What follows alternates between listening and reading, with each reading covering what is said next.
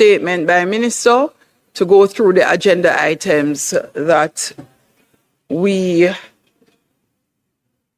need to for today's sitting. Those in favor? Those against, the ayes have it. Statement by Minister.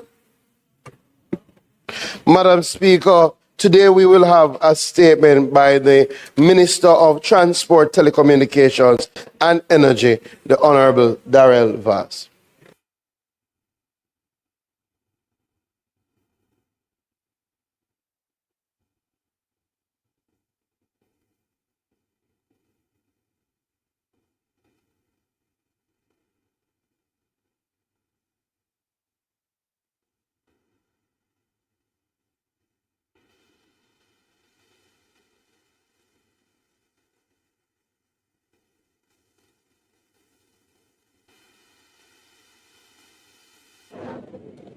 Thank you, Madam Speaker, members of this Honourable House. I wish to provide an update regarding the JPS license negotiation and the findings contained in the preliminary report submitted by the Jamaica Public Service Company Limited on the All-Island power outage that occurred on June 5th, 2026. Madam Speaker, the government has reviewed the current JPS license and identified significant shortcomings, including high electricity costs, inadequate provisions for system resilience, high losses passed on to the consumers, slow renewable energy integration, weak efficiency incentives, and limited opportunities for competition. To address these issues, the government has adopted a two-track approach. The first track involves negotiating a new license with JPS that aligns with the national energy objectives and delivers better outcome for the consumers. And the second track prepares alternative ownership arrangements should negotiations not produce a satisfactory result, ensuring continuity of service and protection of the public interests. The government's broader goal is to reform the electricity sector by increasing accountability, improving affordability and resilience, promoting competition, and preventing the re-emergence of an entrenched monopoly. An electricity license negotiating team comprises representatives of my ministry, the Ministry of Finance and the Public Service, the Attorney General's Chambers, the Consumer Advisory Committee on Utilities, local energy specialists, and international technical, legal, and financial consultants have been established to assist in guiding the process. Discussions with the JPS are underway, and the necessary legal, policy, and stakeholder consultation processes are progressing. The Green Paper remains on track for the completion in July, with Cabinet submission expected later that month. Madam Speaker, I remind the country that the current license expires in July 2027. And therefore, the government is very, very cognizant of that and also mindful of the possibility of running the clock, which is something that we are not going to accept. The government remains committed to creating an electricity sector that is more affordable, reliable, resilient, competitive, and responsive to the needs of the Jamaican consumers and businesses while supporting national development and economic growth. Madam Speaker, I commit, as I have done before, to keep the Parliament and the country abreast of the negotiations and, of course, obviously, to make sure that the country is fully apprised as the process continues. Madam Speaker, first and foremost, I acknowledge the significant inconvenience, disruption, and uncertainty experienced by household, businesses, public institutions, and essential services across Jamaica. An outage of the magnitude of that experience on June 5th is downright unacceptable. And I fully understand the frustration felt by Jamaicans who were affected, especially in light of the fact that this has been going on for 20 years. Not to mention the fact that significant losses were obtained, and there is nothing in the current act for any compensation for those persons, small and large, who were affected by the activities, or their activities were affected by the All Island power cut. I want to acknowledge the JPS CEO and the technical team who worked tirelessly to restore electricity to communities across the island. Their efforts helped the recovery process and minimize what could have been a far longer period of disruption. And as we know, the history of blackouts could be longer and the misery index soaring. According to the summarized version of the 38-page report, that's the JPS report that I have received, at approximately 9:02 p.m. on June 5th, JPS experienced a total all-island power system outage. The event was initiated within the corporate area during a period of inclement weather accompanied by lightning activity. While the report outlines the sequence of events that led to the system shutdown, I must emphasize that the root cause of the outage has not yet been conclusively determined. Investigations and technical analysis remain ongoing to establish with certainty the factors that triggered the collapse of the national grid. The report also provides details regarding the incident, the operational response undertaken by JPS, the restoration process, and a series of recommendations and follow-up actions aimed at strengthening the resilience and reliability of Jamaica's electricity network. I have reviewed the report and have requested that the investigation continue until all outstanding questions are answered. The Jamaican people deserve a complete understanding of what occurred and the assurance that every reasonable measure is being taken to prevent a reoccurrence. While restoration has been completed, the government and the JPS work is not finished. The government's responsibility extends beyond restoring power. We must determine exactly what happened, why it happened, and what measures are required to prevent a reoccurrence, especially in light of the fact that we have had several of these over the last 20 years. That is a standard I expect from all entities operating within the energy sector and any sectors of my portfolio. Last Friday's island-wide power outage is not an experience that I as minister would ever wish to see repeated during my tenure or any other ministers or government. Quite frankly, as I said before, it is unacceptable in 2026. What concerns me even more is that many of the issues identified in the preliminary report bear similarities to challenges that have been raised before. Jamaicans have a right to ask whether enough has been changed regarding system reliability and resilience, and we simply cannot continue with the same old approach to system failures and expect different outcomes.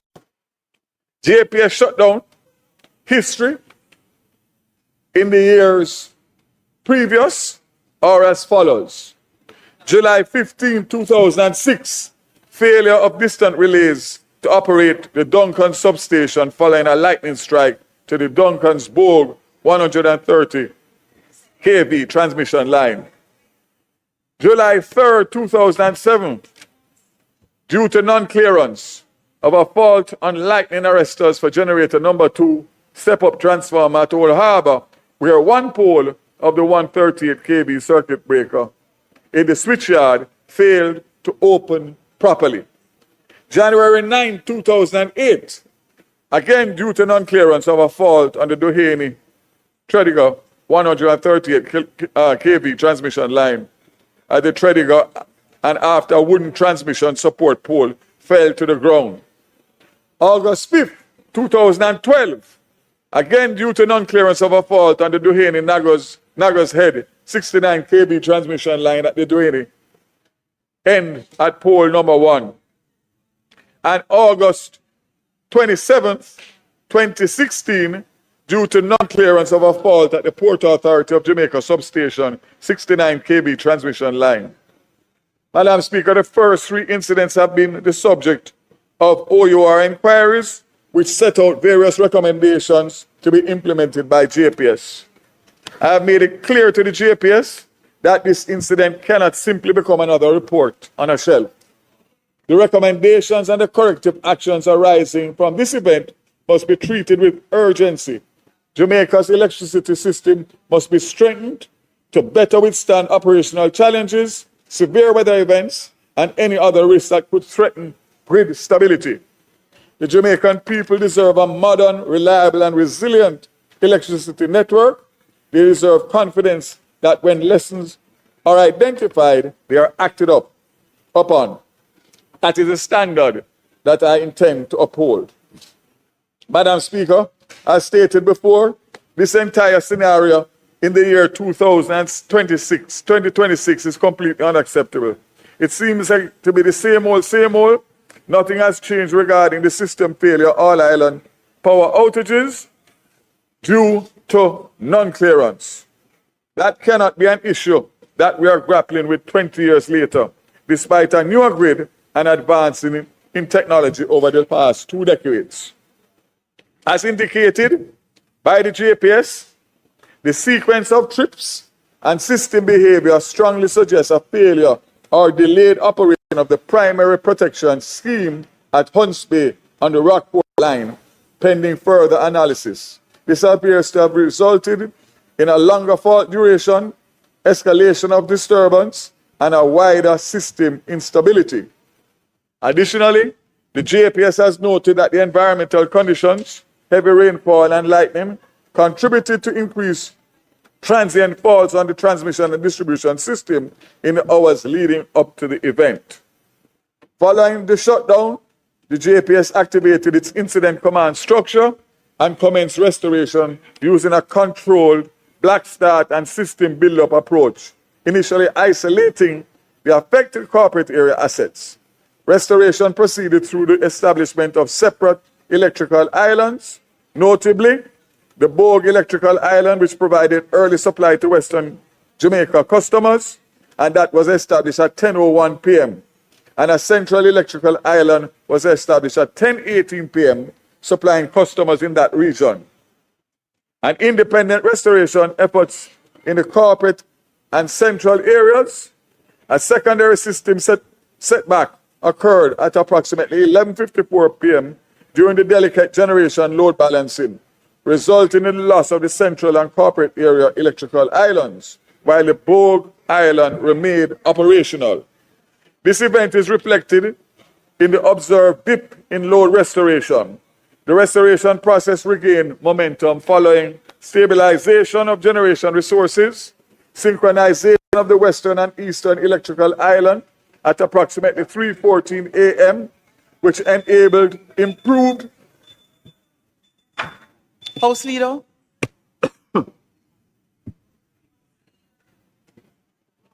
House Leader.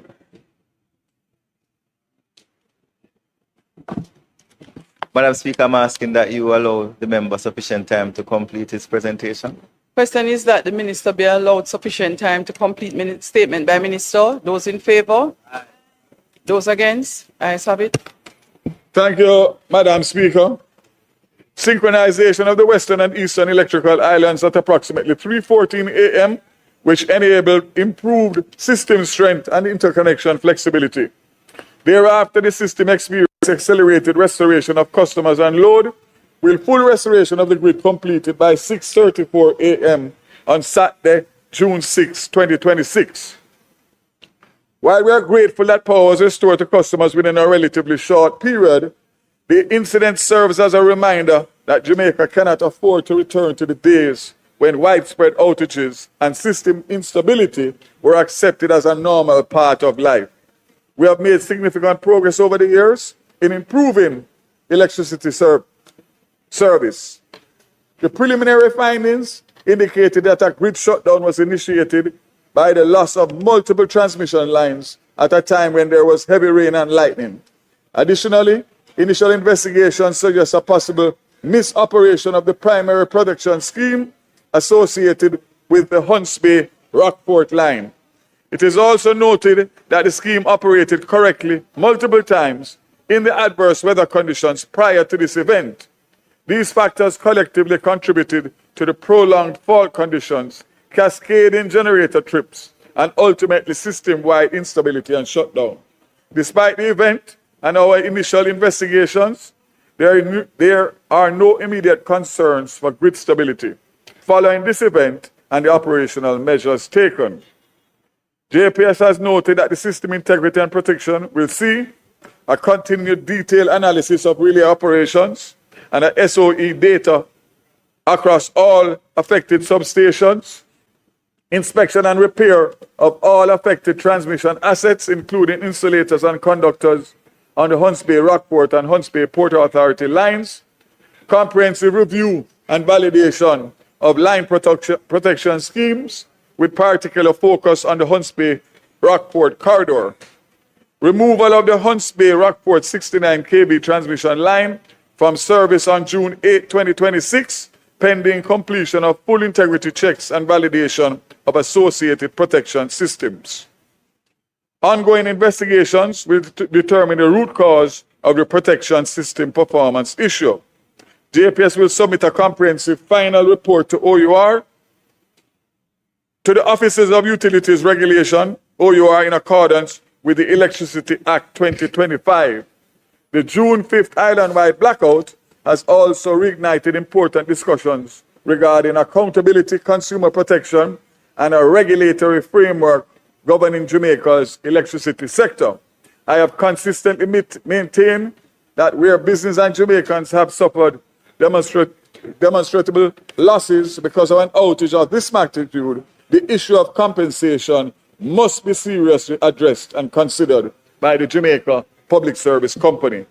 The incident has further strengthened my resolve to pursue a review of both the Electricity Act and the Office of the Utility Regulations Act to ensure that legislative and regulatory framework is fit for purpose, provides stronger protection for consumers, and equips regulators with the tools necessary to promote greater reliability and accountability within the sector with the necessary sanctions.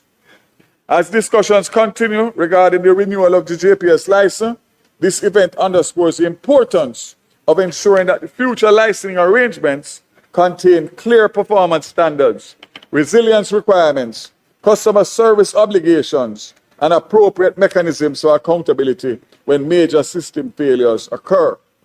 The events of June 5th must now more than ever inform the way forward as we seek to build a modern, resilient, and consumer-focused electricity sector for Jamaicans and Jamaica. As we enter the start of the Atlantic hurricane season, we are now 10 days in the start of the season. Preparedness must remain a national priority. Last Friday served as a timely reminder of how vulnerable critical infrastructure can be disrupted. The recent island-wide blackout has reinforced the importance of ensuring that all sectors are fully prepared to withstand adverse weather conditions.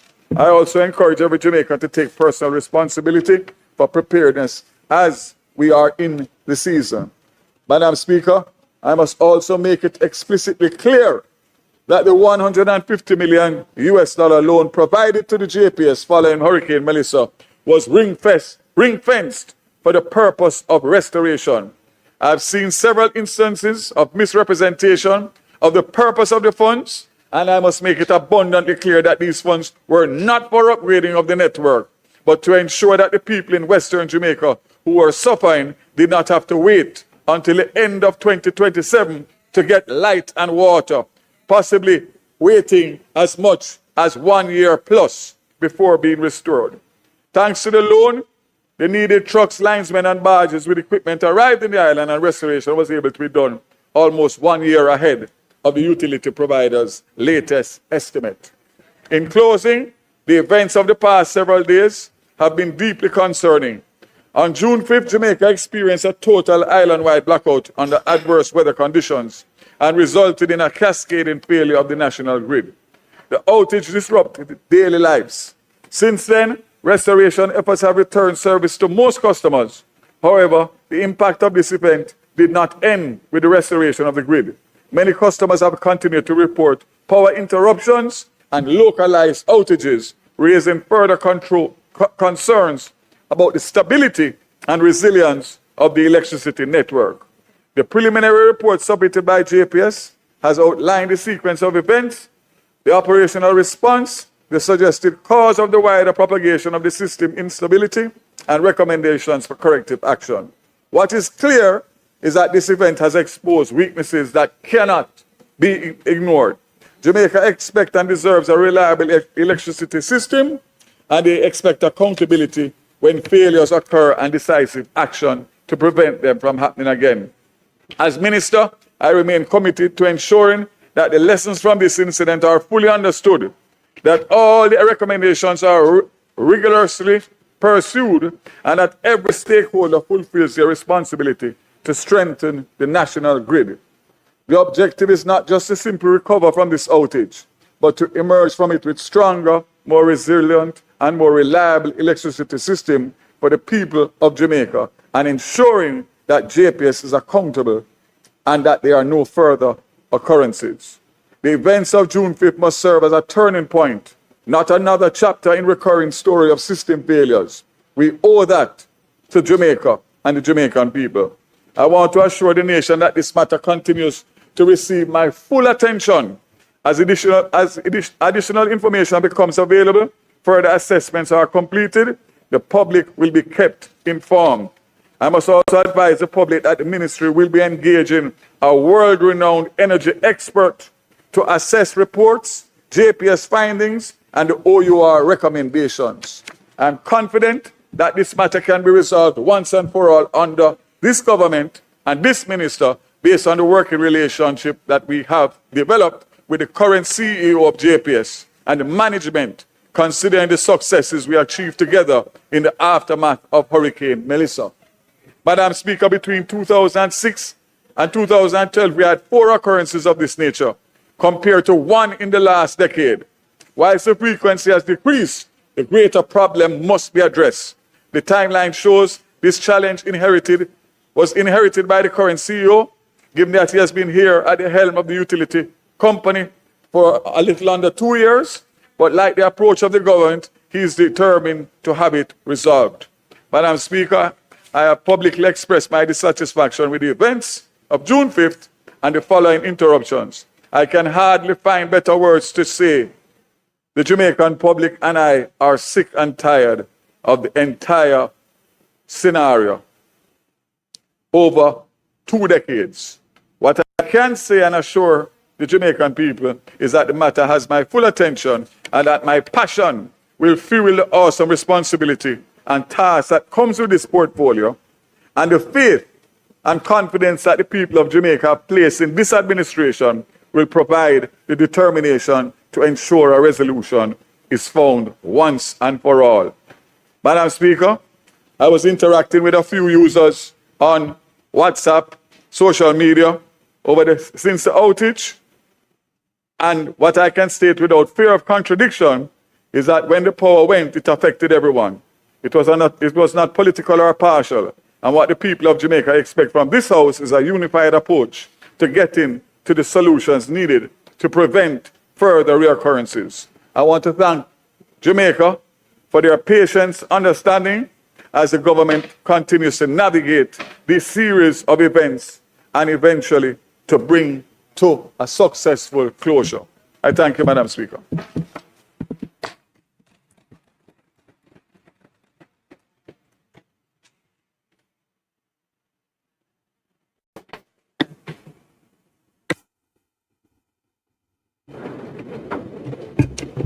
Is your mic on? Bring it. Responding to statement by Minister is a member from St. Andrew Western.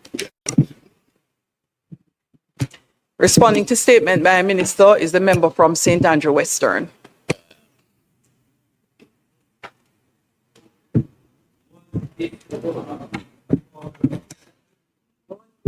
Yeah, Madam Speaker, we all listened very intently to the minister, not only in the parliament, but also on social media in response to this very, very challenging incident. And we couldn't disagree, and we're not disagreeing with the minister, that this is This is an unacceptable situation. However, what the opposition wants is to ensure that this series of incident, outrage, and then this reoccur in one form or the other ceases.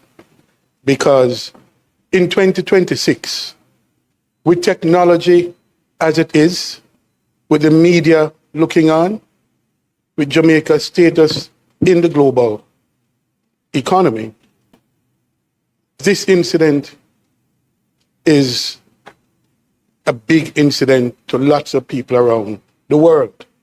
And that will only grow the reputational damage.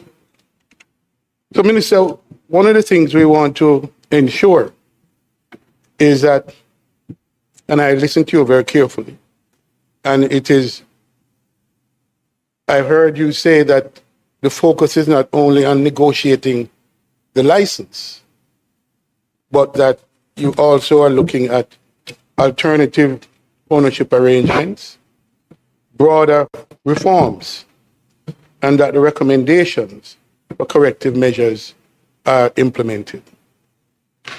This is as it must be, Minister, because the matter of how we respond and what on the timely basis on which we respond, considering that we now are into the hurricane season, is a matter of some moment, because we are in the negotiation, and the truth is we are concerned that because, and you refer to the running down, that, and you're acutely aware that in this running down process, that the ability or the incentive or the impetus of JPS to respond to these issues are very, very low.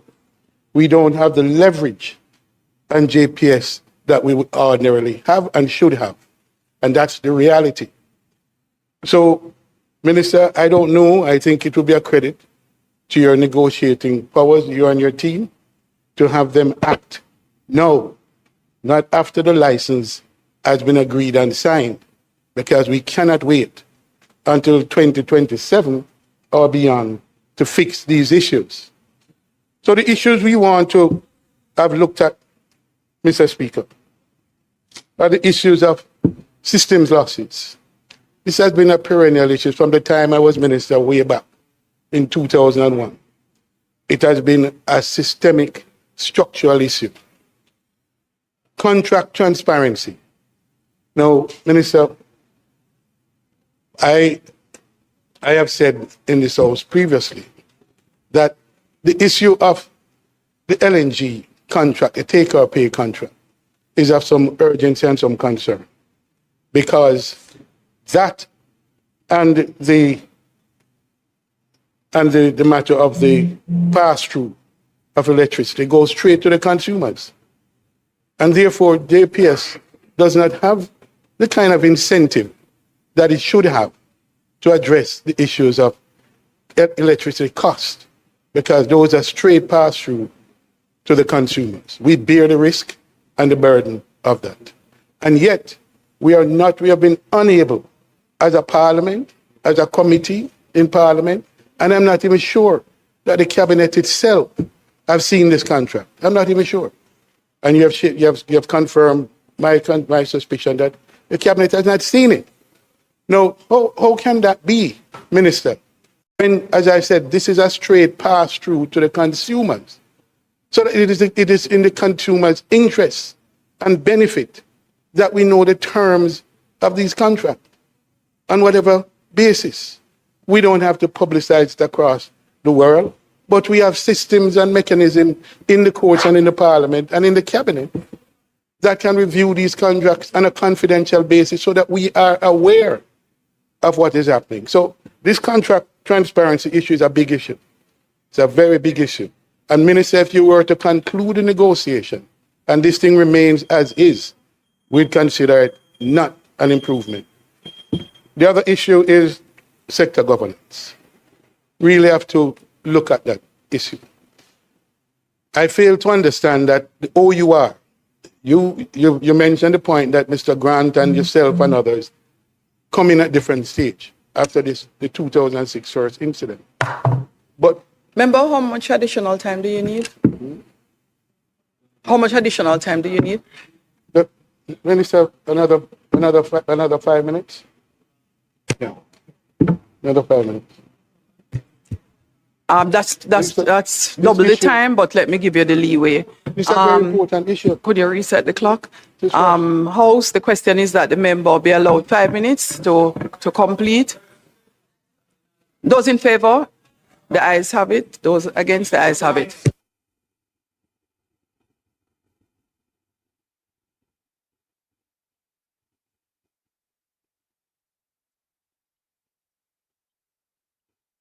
Right. Thank you. The issue of the governance structure needs to change. We need to see an improved governance structure. And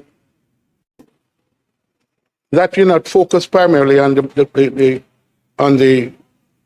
negotiation for the license is important. But the question then arises, I've said, when will these other reform measures be undertaken? Yeah?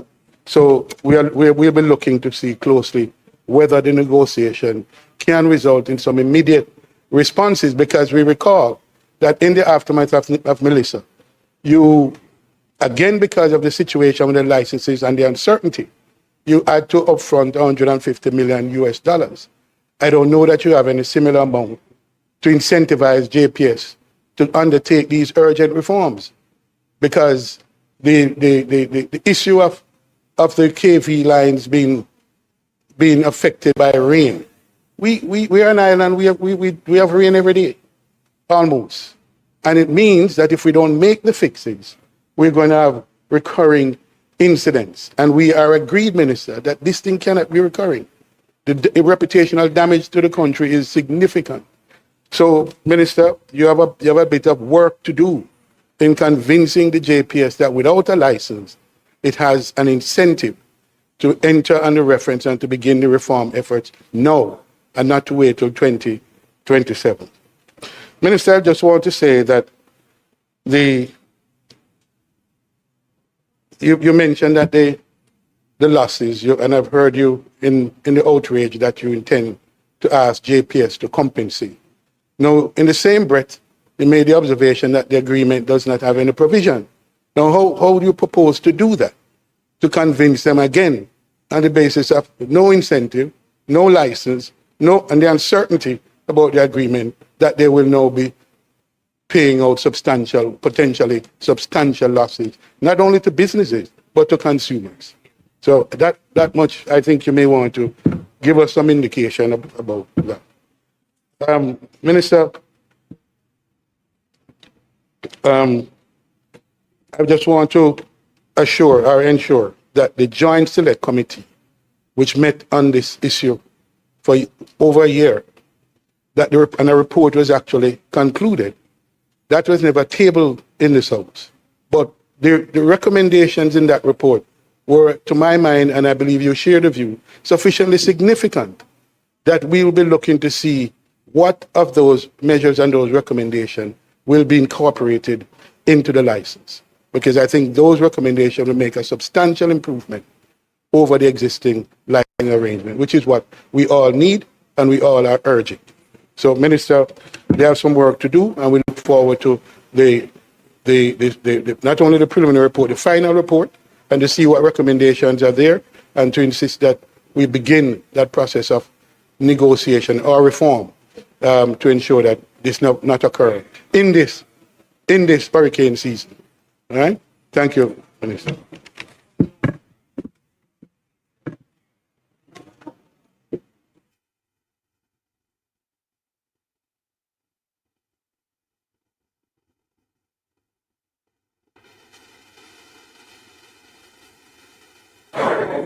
Yes, Minister, go ahead.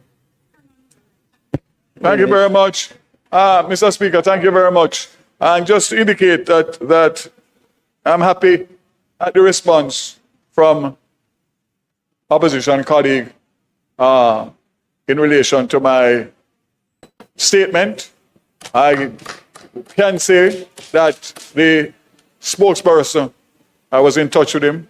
He's not in Parliament today, but we are in touch, and we constantly stay in touch, which is a position that I take. I also work closely with the member who responded, because this has to be something that there's consensus on. This is too important, and this is not about us here today. This is about generations to come.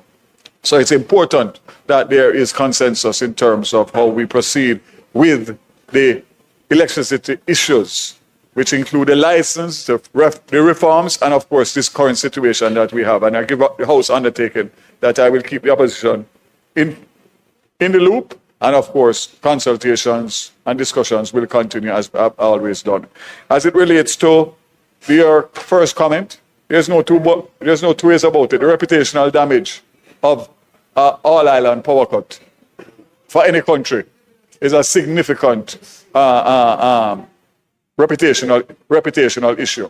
The issue of the LNG contract, remember, I share your sentiment, but at the same time, I caution you to realize that it is a private sector,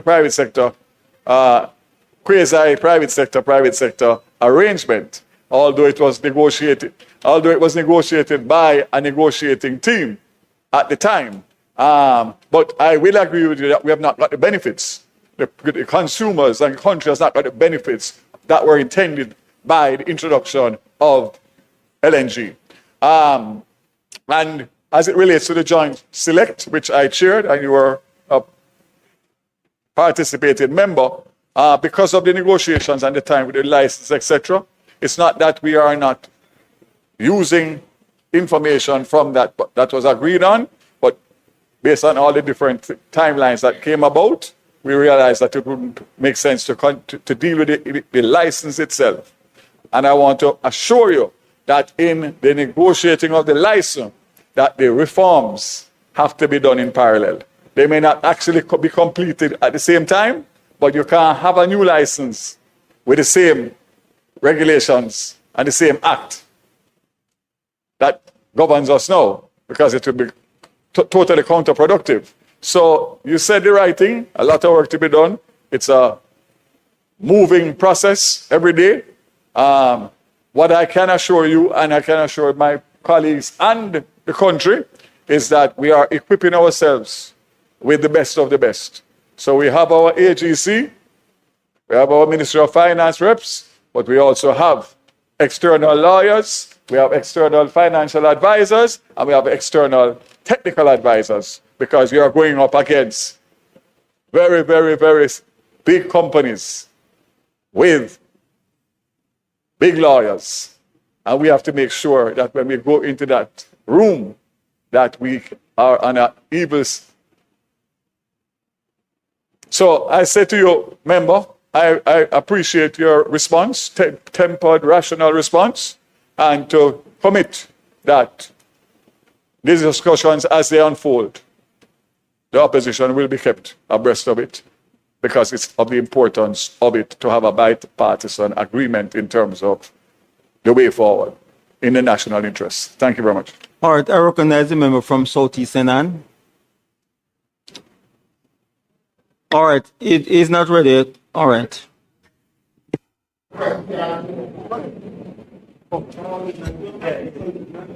Thank you, Mr. Speaker. Minister, This is a member from South Manchester. I said the member of Southeast Senan, so yield to you. Was that it? Yielded. All right. I didn't hear that.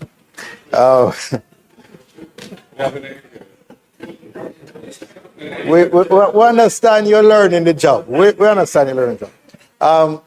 Minister, you spoke about a parallel track. You said you had one team negotiating and one team working on a parallel track if those negotiations are not successful.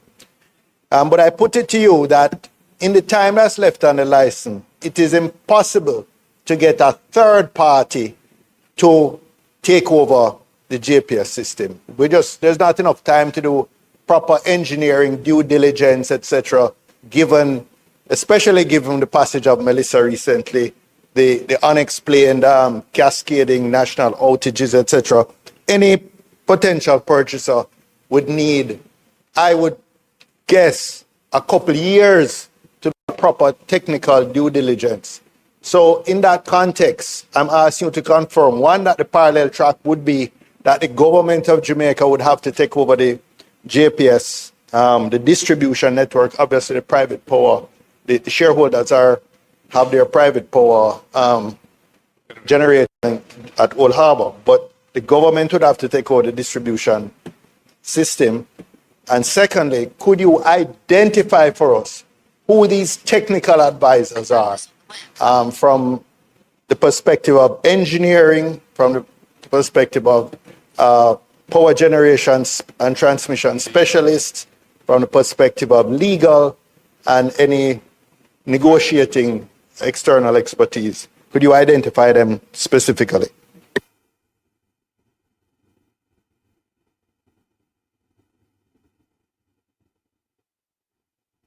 Thank you very much, member. In relation to your first question, I think based on your background, professional background, you would realize that the question that you're asking me, for me to answer that, would not be appropriate at this particular time for several different reasons. And secondly, in relation to the information that you are requesting in relation to the advisors for the various different areas that we are, I will get that in detailed information and provide you with it. But you can understand that we are 1 year, next month, as you say, is a short time, but the fact of the matter is that we have to walk and chew gum, because the fact is that at the same time, we're not going to end up in a situation where the clock runs down and we have to take a license that is less perfect than we need it to be for the benefit of Jamaica. The member from Southeast Anand.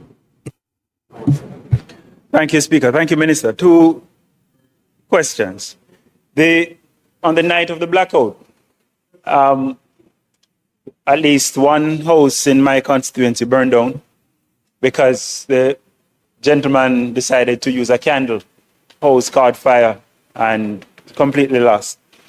The question is, it raises a question of providing safe, alternate, temporary, can I call them, lighting devices, so that we move away from the candles and the lamps and so on. And I just would like to hear your thoughts on where we are, especially with solar lamps. I know there was a pilot program at one point, because that is going to help us not just to take some pressure off the grid, but also make sure people can safely live in safety whenever there's a blackout. The second part of this has to do with the periodic outages which have been taking place. And quite a few people in my constituency anyway are struggling because they're losing their appliances and so on because of the surges in power. I know there's a process, but for a lot of rural communities, accessing the established process is not easy. I'm asking for your commitment. Would you commit to ensuring that there is some simplified process put in place as an immediate response for those who are affected by the blackout and the fluctuations in power which have been taking place since? And finally, I don't know if you had said it because it was difficult to hear sometimes on this side. The previous report from 2016, it's 10 years, and you've said that the recommendations were not fully implemented. What contributed to that, and what's going to be different this time around to ensure that whatever recommendations are made are actually implemented? Thank you. Thank you, Speaker. Thank you very much, member. In relation to your first point, in relation to the unfortunate loss of a home as a result of the All Island power cut and the use of candle, that is something that is quite frequent, not even to do with All Island blackouts, but ordinary power cuts and some persons who don't have any light whatsoever. And we have lost many lives for it. There is definitely a sentiment that there should be some form of compensation, some methodology. And as I said before, unfortunately, it is not in the current act to make it happen. But there is also something called a moral compass. And when you have 690,000 customers and light goes out all island by no fault of theirs, they have paid their bills, then it is absolutely something that JPS, in terms of good customer relations, should have some kind of scenario that can evaluate and assist. What bothers me is that obviously on a Friday night, which is the night when most people in the country and in Kingston is when they make their little money with their round robins and the bars and the dominoes, etc., and the jerk chicken man and the round robin man. I mean, one cut of the switch and they have lost everything for the night and for the entire weekend. And what do you say? Sorry? Or sorry can't help them to send a child back to school Monday morning when they have spent the money to invest and they can't get a return. So fact is that what the commitment that I'm making to you is that the new license and a new act that will go with the license will have mandatory compensatory measures and sanctions. And I go back, members, because it's not long ago, you know. Melissa and Beryl, the emergency disaster fund, which was as high as $50 million US before Beryl and Melissa wiped it out. The only beneficiary of that was the license holder, you know. There was nothing in there. And I tell a story, I say, member from Westmoreland looking at me. When the pole fall on the fence, whether the black fence or whichever fence, chain link fence, and pop it down and mash it up, the licensee claim for the pole and get full compensation out of the emergency disaster fund. And you have to go find block and go to a hardware and buy the materials to fix back your fence. Something is fundamentally wrong with that. It's a flawed license, and it is also a flawed regulations and the act that governs it. So again, I'm very mindful I'm a rural MP, and I know all of us go through it every day. That cannot continue, because even in this situation, and even in normal situations with a power surge and your fridge motor burn up, and you put in your claim and you get the electrician to come, you wait for years to get a response from the JPS. And when you get the response says, sorry, but investigation show that it was no fault of the JPS. That's what has happened all along. So again, I said to you, we are where we are, and the bottom line is it's time to fix it. As you would say over that side, time come.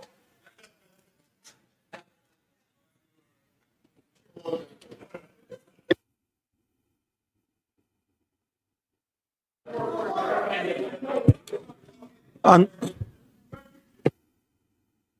after burial, the distribution of solar lamps to try and replace the use of the candles and the kerosene. I can't remember, don't hold me to it, but I know that my ministry either imported either 10,000 or 12,000 or 15,000. I remember that MPs, I was at Member Hilton's handover.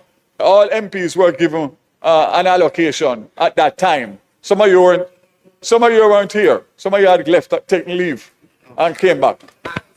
But those of us who served well were here throughout the entire time. So yes, so it's a program.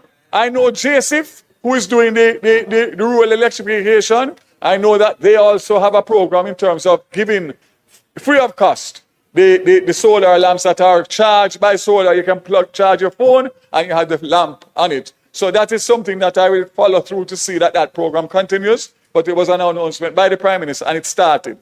So your new members wouldn't have been there at the time, but yes, and your former representatives would have been beneficiaries, and it was very effective. Thank you. all right, announcements. You didn't indicate. It's quick, it's quick.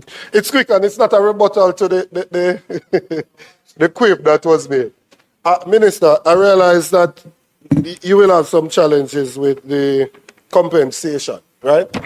But in relation to the same persons you spoke about, like the round robin person and those other individuals, the government, though, can assist with some of this. They can't compensate them necessarily for the goods that they would have lost, but certainly for the permission and the permits that they would have applied for. I think there should be a discussion between yourself and the Minister of Local Government to ensure that when these persons get a new date to keep their event, that the permits that they would have gotten approval for before, that those can be transferred so that they can have their events there. Member?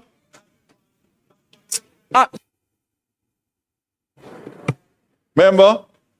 I've heard you say a lot of things in the parliament. That has got to be one of the best suggestions. You're getting better with age. Yeah. It's an absolute reasonable, rational, and the fact of the matter, I know that my colleague minister will take it on board because it's not even a refund. They can use it at another time for another event, which means that the municipal corporation doesn't have to find the money to refund. Very, very good suggestion, member. Keep them going.